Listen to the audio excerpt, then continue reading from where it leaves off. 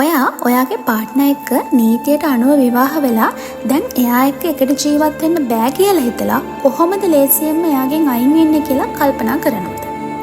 එහෙනම් මේ වීඩියෝ එකෙන් අපි අද ඒ ගැන කතා කරමු.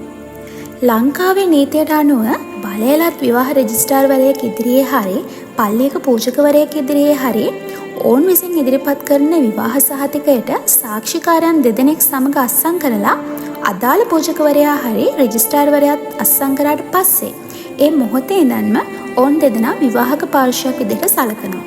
ඒ කියන්නේ ඔවුන් දෙදෙනා අතර වළංගු විවාහ ගිවිසුමක් තියෙනවා කියලා සලකනවා.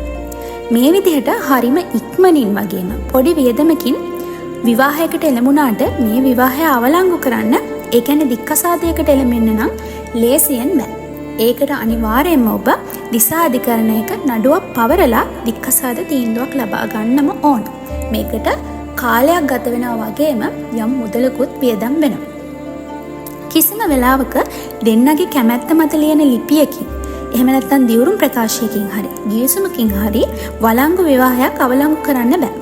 ඔබ අනිවාර්යයෙන්ම නීතිඥවරයෙක් හම්බෙලා අදාළ දිසා අධිකරණයක දික්කසාද නඩුවක් ගොනු කරලා දික්කසාද තීන්දුව ප්‍රකාශයක් ලබා ගන්නම ඕන.